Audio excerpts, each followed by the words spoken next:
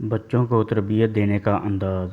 حضرت ابو ہریرہ رضی اللہ تعالیٰ عنہ فرماتے ہیں کہ حضرت فاطمہ اور حضرت علی کے صاحبزادے حضرت حسن جب کہ ابھی بچے ہی تھے، ایک مرتبہ صدقے کی کھجوروں میں سے ایک کھجور اٹھا کر اپنے منہ میں رکھ لی۔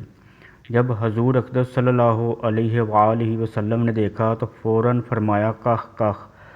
عربی میں یہ لفظ ایسا ہے جیسے ہماری زبان میں تھو تھو کہتے ہیں، یعنی اگر بچہ کوئی چیز منہ میں ڈال دے اور اس کی شناخت کے اظہار کے ساتھ وہ چیز اس کے منہ سے نکلوانا مقصود ہو تو یہ لفظ استعمال کیا جاتا ہے۔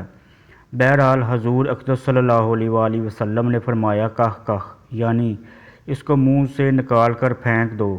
کیا تمہیں معلوم نہیں کہ ہم یعنی جو ہاشم صدقے کا مال نہیں کھاتے؟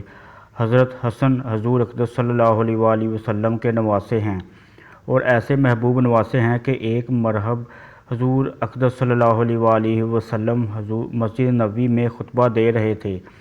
اس وقت حضرت حسن مسجد میں داخل ہو گئے تو حضور اقدس صلی اللہ علیہ وآلہ وسلم ممبر سے اترے اور آگے بڑھ کر ان کو گود میں اٹھا لیا۔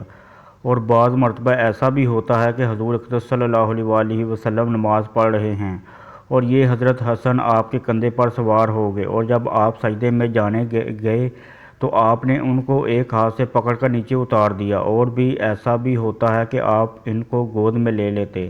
بچوں سے محبت کی حد۔ بچے کی تربیت چھوٹی چھوٹی چیزوں سے ہوتی ہے، اس سے اس کا ذہن بنتا ہے، اسی سے اس کی زندگی بنتی ہے۔ یہ حضور اقدس صلی اللہ علیہ وآلہ وسلم کی سنت ہے۔ آج کل یہ عجیب منظر دیکھنے میں آتا ہے کہ ماں باپ کے اندر بچوں کو غلط باتوں پر ٹوکنے کا رواج ہی ختم ہو گیا ہے۔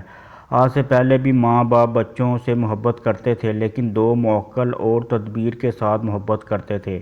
لیکن آج کل یہ محبت اور لاڈ اس درجے تک پہنچ چکا ہے کہ بچے کتنے ہی غلط کام کرتے رہیں لیکن ماں باپ ان غلطیوں پر نو کہتے ہی نہیں۔ ماں باپ یہ سمجھتے ہیں کہ یہ نادان بچے ہیں، ان کو ہر قسم کے جھوٹ ہے، ان کی روک ٹوک کرنے کی ضرورت نہیں۔ ارے بھائی، یہ سوچو کہ اگر وہ بچے نادان ہیں مگر تم تو نادان نہیں ہو، تمہارا فرض ہے کہ ان کو تربیت، اور اگر کوئی بچہ ادب کے خلاف، تمیز کے خلاف یا شریعت کے خلاف کوئی غلط کام کر رہا ہے تو اس کو بتانا ماں باپ کے ذمہ فرض ہے، اس لیے کہ وہ بچہ اسی طرح بد تہذیب بن کر بڑا ہو گیا تو اس کا وبال تمہارے اوپر ہے کہ تم نے اس کی ابتدا سے اس کی عادت نہیں ڈالی۔ بچوں کی چھوٹی چھوٹی حرکتوں کو بھی نگاہ میں رکھو۔